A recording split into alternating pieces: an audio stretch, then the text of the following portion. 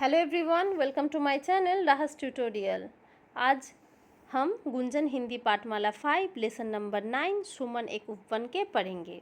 इस कविता के कवि हैं श्री द्वारिका प्रसाद माहेश्वरी जी। इस कविता के माध्यम से कवि ने फूलों के एकता का संदेश दिया है। जिस प्रकार प्रकृति विभिन्न फूलों फलों में भेद नहीं करती, उसी तरह इस भूमि में जन्मे प्रत्येक मनुष्य को जाति, धर्म, रंग, रूप, अमीरी, गरीबी का भेद मिटाकर मिलजुल कर रहना चाहिए।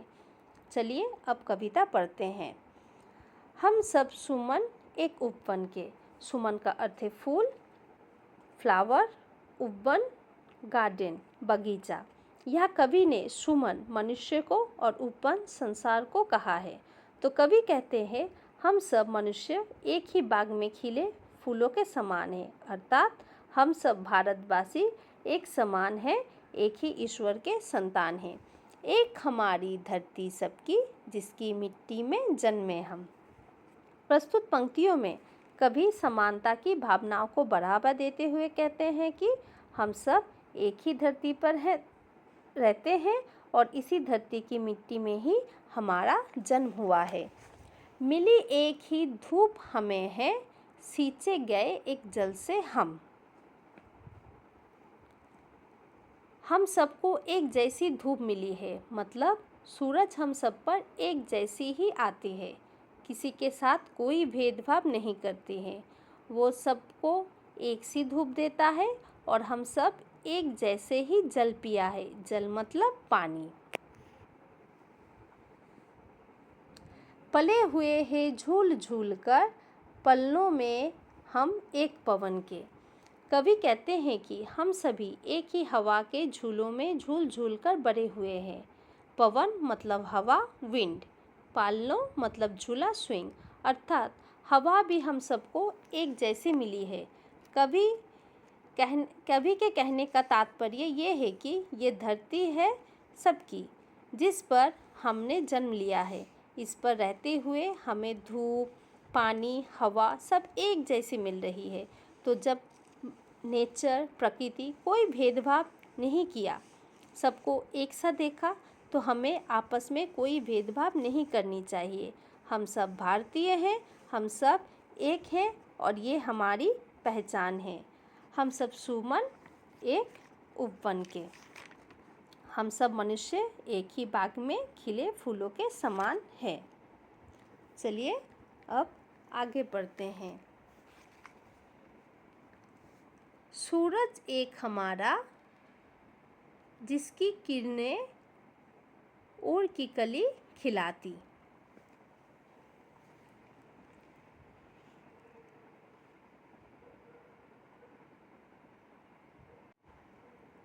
प्रस्तुत पद्यांश में कवि कहते हैं कि हम सबका सूरज एक है, जिस पर सूरज की किरणें पाकर एक कली खिल जाती है। किरणें मतलब सनरेज। कली खिल जाती है मतलब यानी कली से फूल बन जाती है। उसी तरह सूरज की किरणें हमारे मन को प्रसन्नता से भर देती है। उड़ की कली खिलना एक मुहावरा है, जिसका मतलब है बहुत खुश होना। तो सूरज की किरणें पाकर हमारा मन बहुत खुश हो जाता है। एक हमारा चाँद चाँदनी, जिसकी हम सबको नहलाती। सूरज की तरह चाँद मतलब मून भी एक है, जो हम सबको समान रूप से अपनी चाँद से शीतलता प्रदान करती है। मतलब ऐसा नहीं है कि किसी के ऊपर चाँद की रोशनी ज़्यादा पड़ रही है या किसी के ऊपर कम पड़ रही है, अर्थात हम सब एक जैसे हैं, चाँद की चांदनी का आनंद ले रहे हैं। मिले एक से स्वर है हमको, भ्रमरों के मीठे गुंजन के। भ्रमरों मतलब भंवरों, बम्बलबी। स्वर मतलब आवाज़। तो बच्चों, आप कभी बगीचे में फूलों के ऊपर भंवरों को मंडराते हुए देखा है? फूलों के ऊपर भंवरे मंडराते हैं और उनकी मीठी आवाज़ पूरे बगीचे में गूंजती है, जिससे वहाँ का वातावरण बहुत सुंदर हो जाता है। वातावरण मतलब एटमॉस्फेयर। तो भंवरों की मीठी आवाज़ जैसे ही हम सबको भी भगवान ने आवाज़ दी है, अर्थात हमें भी सबके साथ भंवरों की तरह मीठा बोलना चाहिए। कभी किसी का दिल नहीं दुखाना चाहिए। तो कभी यहाँ ये कहते हैं कि जब चाँद, सूरज, भंवरे सबके साथ एक समान व्यवहार करते हैं, उसी प्रकार हमें मनुष्य को भी आपस में भेदभाव ना करके सबके साथ एक सा व्यवहार करना चाहिए और हमें मिलजुल कर रहना चाहिए। हम सब सुमन एक उपवन के, हम सभी मनुष्य एक ही बाग में खिले फूलों की तरह है, अर्थात हम भारत के निवासी हैं। रंग रंग के रूप हमारे अलग अलग है, क्यारी क्यारी। क्यारी कहते हैं उस जगह को जो मेड़ों के बनते हैं और जिसमें पौधे लगे होते हैं, मतलब लगाए जाते हैं। कभी कहते हैं कि एक ही बाग में तरह तरह के रंग रूप के क्या होते हैं, फूल होते हैं, और वो अलग अलग क्यारियों में लगे होते हैं। अलग अलग क्यारियों में लगे होने के बावजूद भी वो तो एक ही बाग के फूल है। उसी प्रकार से हमारा भारत देश, जहाँ अलग अलग जाति, धर्म और भाषा वाले लोग रहते हैं, पर वे सब भारतवासी कहलाते हैं और वे सब एक साथ रहते हैं। लेकिन हम सबसे ही मिलकर है उपवन की शोभा सारी। शोभा का अर्थ है सुंदरता। तो ये रंग बिरंगे छोटे बड़े सभी फूल एक साथ मिल जाते हैं तो बाग की सुंदरता बढ़ जाती है, बाग बहुत ही खूबसूरत लगता है। उसी प्रकार अलग अलग जाति, राज्य, त्योहार, संस्कृति के होते हुए भी हम सब मिलकर भारत रूपी बाग की शोभा बढ़ाते हैं और वही हमारे देश की विशेषता है। यहाँ पर कभी अनेकता में एकता, यूनिटी इन डाइवर्सिटी की बात कर रहे हैं कि भारत अनेकता में एकता का सबसे अच्छा उदाहरण है।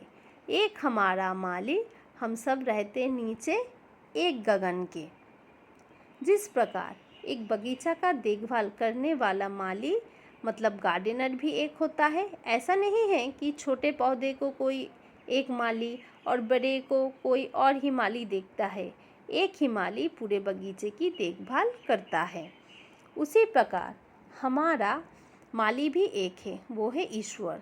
हम सब एक ही आकाश के नीचे मिलकर रहते हैं और ईश्वर रूपी माली हमारी देखभाल करता है और ईश्वर ही हमें सुख दुख में जीना सिखाता है। हम सब सुमन एक उपवन के, हम सभी मनुष्य एक ही बाग में खिले फूलों के समान हैं। कांटों में खिलकर हम सब ने हंस हंस कर है जीना सीखा। तो बच्चों, आपने देखा होगा कई फूल जिसमें बहुत कांटे लगे हुए होते हैं, जैसे गुलाब, फिर भी वो कितने अच्छे तरीके से खिलते हैं और सुंदर लगते हैं।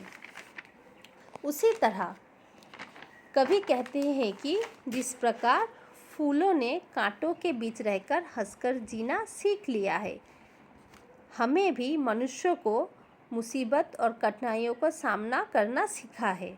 अब हमें अपने रास्ते में आने वाली मुसीबतों की कोई परवाह नहीं है।